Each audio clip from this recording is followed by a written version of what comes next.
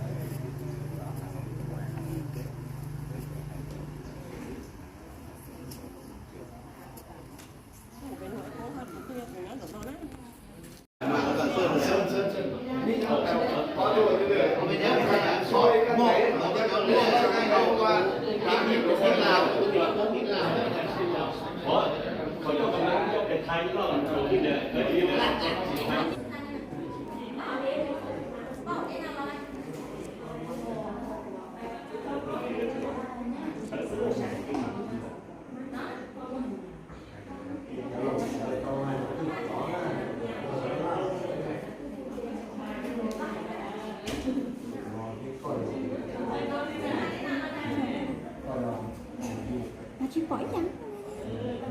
dạ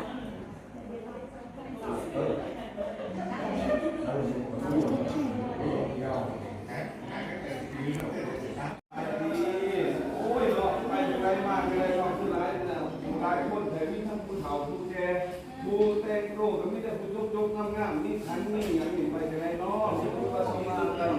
าหอดนี่ จุดประสงค์นี่ก็คือว่ามันมาหาชอบลูกไปร้านน้ำไปซื้อที่แดดที่ตั้งมาสันน โอ้คันบอกถึงกะที่เลยฮะคือว่ามานี่ก็คือมาม่งคือย่างพอดี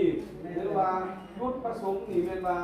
อันอยากยักสวนหมอนมาสอนสวนมีอยากยักสวนหมักมีมาสอนหมักไข่มดมาสั่นบ่โอ้คันบอกจังสั่นมันก็เหมาะสมเด้อไหนอยู่ทางนี้นี่เนี่ยอังเฮานี่ก็ให้ก็ยังเป็นปลาหน้าก็ยังเป็นปลาพ่วงต้นหมักมีหมักม่วงบ่มีผู้ปกปักรักษาเถิดมาค้ำมาพูดนี่ก็เชิญอันมาเชิญมาพี่เด้อโอ้ก็ดีแหละครับจังซั่นมาเอาพี่น้องเฮาเพิ่นมาค้ำมาพูดเท่าไหร่นี่เอามาเชิญเฒ่าแก่ผู้สูงคุณบุตรีเฮามาพี่โอ้มาจากทางบ้านไทยเด้นี่เนาะสบายดีเอาเชิญ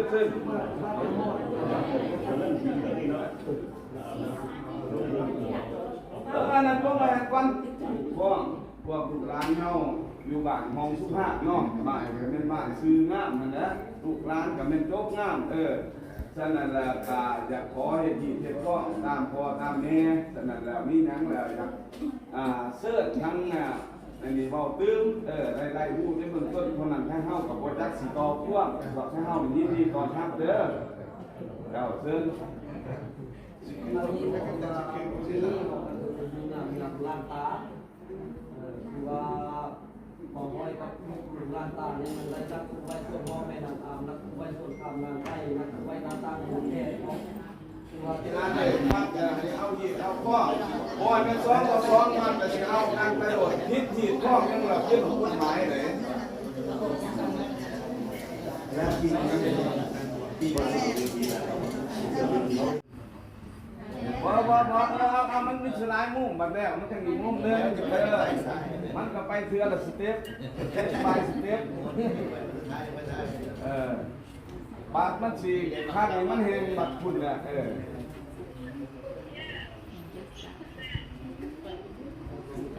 ได้แล้วเนาะนึกออกว่าจะไหนได้แล้วบ่ทันโอ้เป็นยักษ์ขาเอาอันนั้นเนาะขออนุญาตน้ำดุน้ำล้าง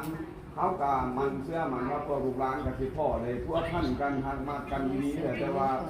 ตามพ่อแม่เพิ่นเว้าว่าลูกหลานไปเขียวไปแอวหรือจนมาแล้วมื้อนี้อยากถามต่อหน้าเจ้าโคตรลุงตาท้องกำท้องปลายโดยเฉพาะเป็นคนทวีมาที่นี้บ่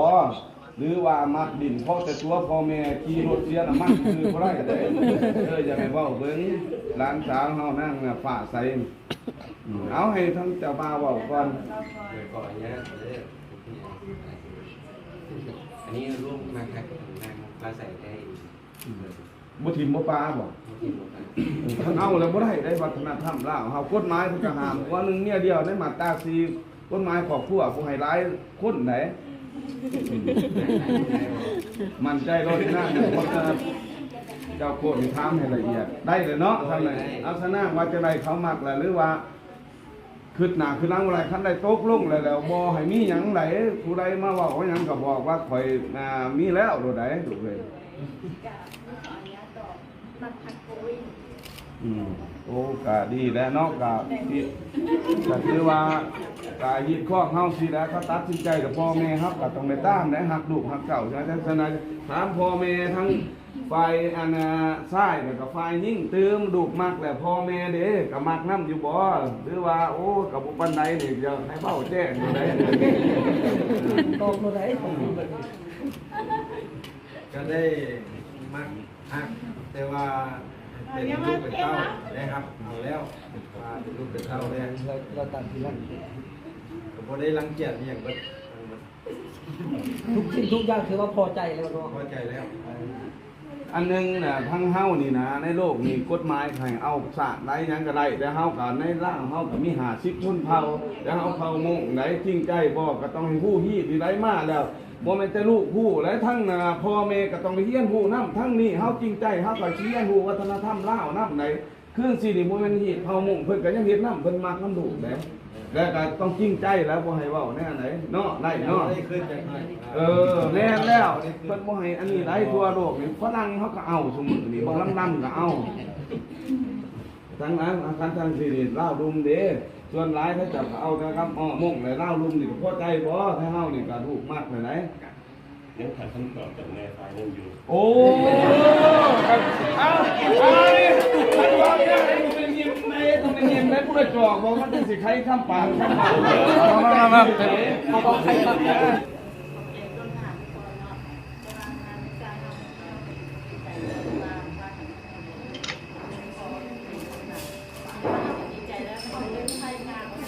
โอ้ย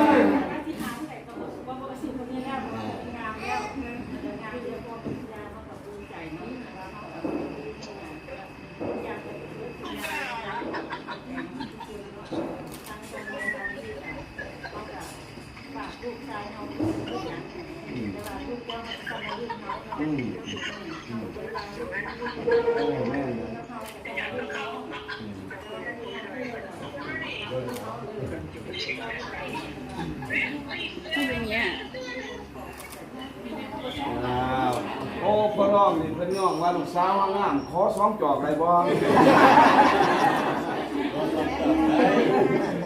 เอาพ่อร้องบอกว่าไม่ร้องเอาก่อนมันก็งามมันจะงามจะลูกไหนต้องมันมาจากพ่อแม่เขางามอยู่แล้วงามน้ำพ่อน้ำแม่เขาลูกมันงามมัน อัน เฮ้ยรอพ่อกับแม่เนี่ยเบิ่งก็คือกันปั๊บโลดพ่อร้องแม่น้อง ไม่เท่ากับ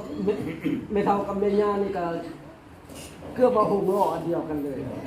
แม่น่ะคือกันนกอีกพวกเขาสิว่าจังไดแต่ละพวกนั้นมีความสามารถตอบสนองจังไดบ่แม่นว่ามักแบบห้องมาโลดมันต้องเอาความสามารถคือกันมาสู้กันเอาเซิ้นทั้งผู้นี้เว้าพร้อมเนาะยิงพวกเฮาว่าซั่นไดทั้งหลายยิ่งมีหยังแหน่ได้ไปยิงได้พวกเฮาหันได้เฮ็ดดีไปอยู่นอกก็ได้ให้เวลาเพิ่นบ่ฟ้าวหรอกถ้าจะไปอยู่เขาหน้ามาเห็นกันดียิ่งแห้งไปเด้อนะครับเพราะว่าให้พวกเราได้ยินเนาะแล้วมีการจะตั้งใช้ในบ้านเขาสิใช้มากก็ได้บ้านให้เชิญในบ้านมาก่อนพอในบ้านนะสิอ่านบทบันทึกตัวนี้เป็นตัวทั้งหีดข้องน้ำแล้วผูกมากับในแง่กฎหมายได้นายบ้านมาปีไรเตรียมเชิญนายบ้านมาก่อนพอนายบ้านต้องในอ่านแต่พวกเส้นเบิดไหนบทตัวนี้นี่นอกจากหีดข้องแล้วผูกมาทั้งแง่กฎหมายไหนแง่กระเช้าเสนอไหนเรื่องนี้ก็มันคือเอาคำพูดเรื่องพี่น้องเขาเลยทั้งนั้นทั้งไปงานในกระเชิญยกไปเรื่องที่มันเจ้าแซ่บไปแล้วต้องให้ลงสมบูรณ์แบบที่ ย่ามนะเขาสั่งสาสิขึ้นสิเกินได้ไปย่ามไหนมีอยู่มีกินอยากกินเบียร์ก็เลยกินเบียร์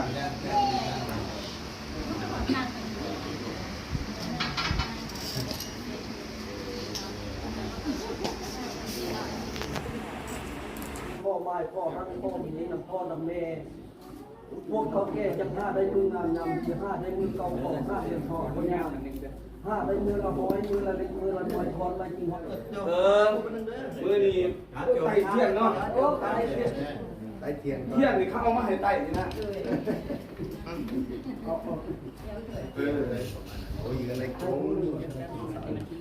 นั้นไป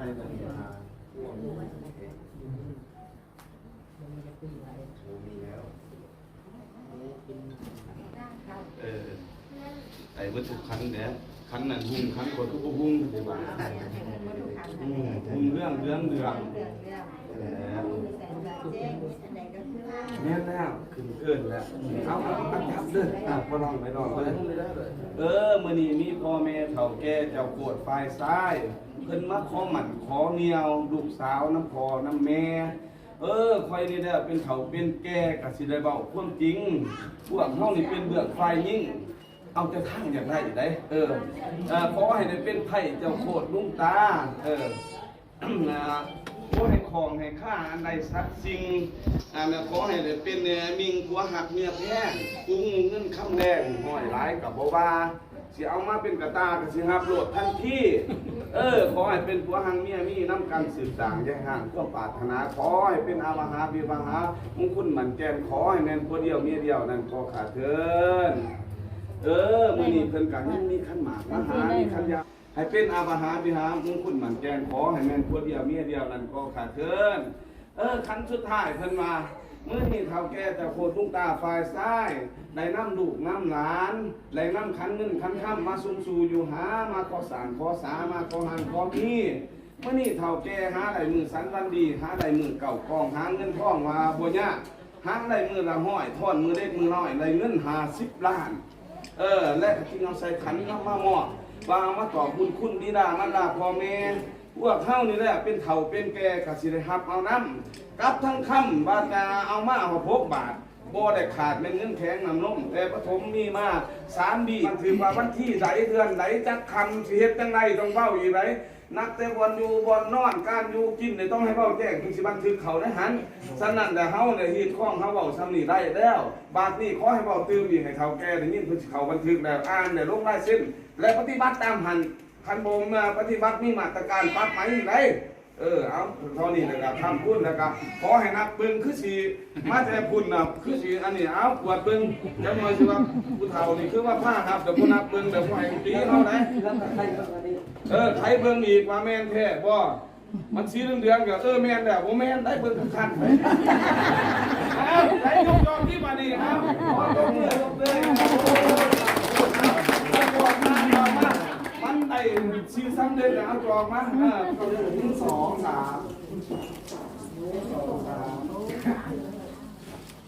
ตอนนี้ก็1 2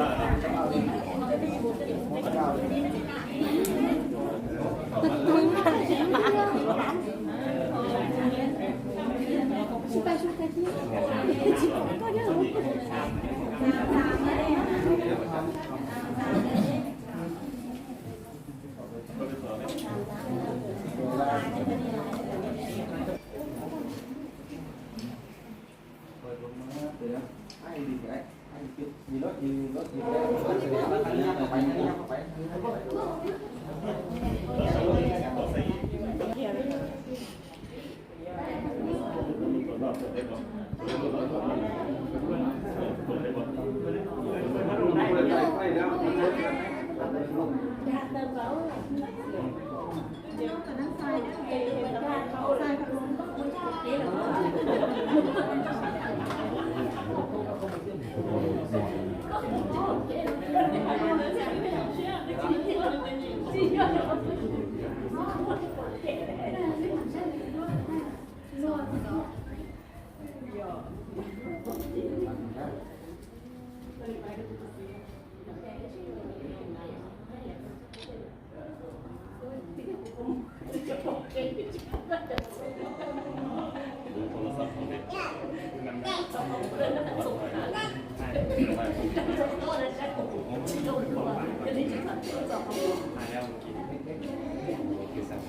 สาวเปล่าต้องนอนเลย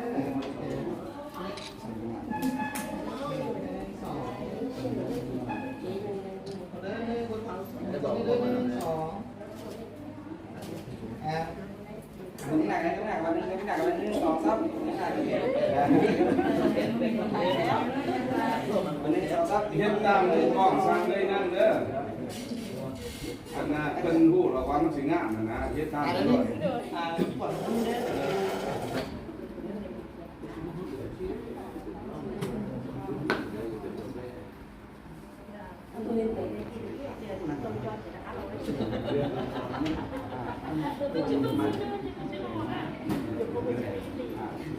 สาวที่ขวาของกัน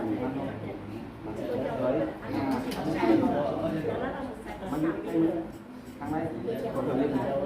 แล้วเบอร์นี้มีอาหารก็มีอันนี้ภาษาที่เป็นคนที่ออกมาหลายเลยอีกก็เป็นเรื่องยากแล้วคนยากจะทางนี้เด้อเลยคนบ้านนี้เลยเห็นแล้วเลยทั้งสองนี้ก็1 2 3บาทนึง1 2 3เนื้อ1 2 3ไปเลย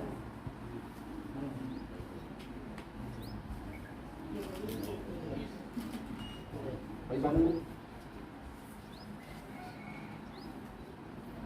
2 3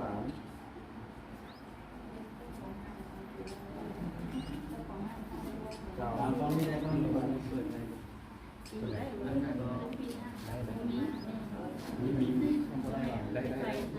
อันนี้ก็เป็นสุขเลยจะมาสุขเลยสุขเลย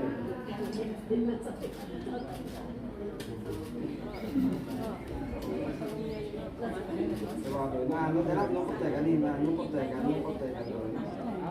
เปิดเอาไหมคุณมอส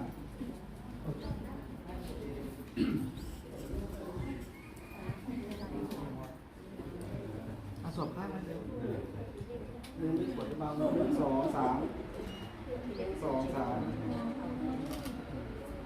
แบบนี้1 2 3คนนี้มันหนักไหม1 2 3ลบแล้วผมแจกกันส่วนเรื่องส่วนไปส่วน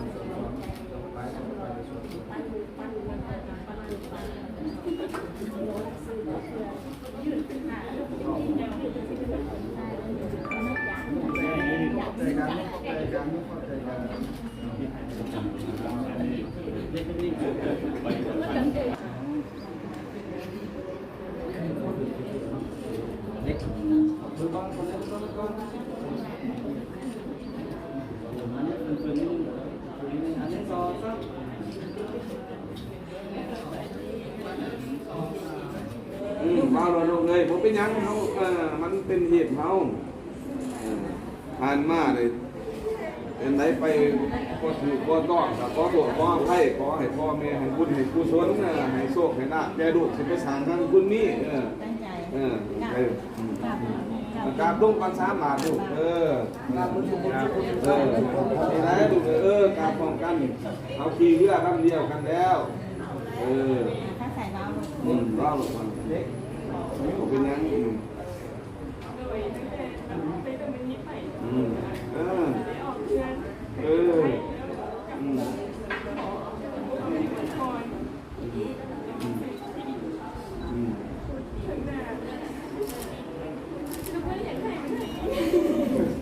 ยังเลยมันพ่วงตื่นเต้นแน่เอาทั้งได้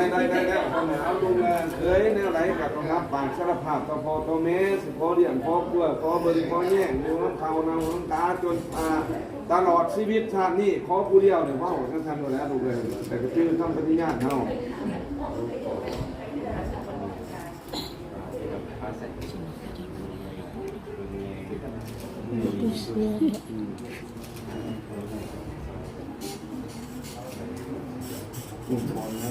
อ้าวพอก่อนพอนั่นแน่เด้อยับเข้ามาพ่อแม่เขานี่เสยผมถือลูกเอ้ยไปฟังไปพูดนะไปเป็นเรื่องอันไหนสิดีเอาขึ้นในเกินเอาในต้นกระสันเด้อเสยขึ้นว้าวพวกไหนสิดีสิ่งผ่านมาอันไหนบ่ถือบ่ต้องพอให้เบิดให้ลูกให้ในดำในดีโอ้ย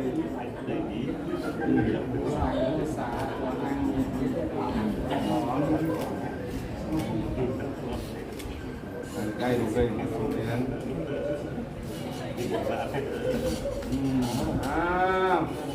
นะพ่อแม่ฮักลูกนี่แหละครับ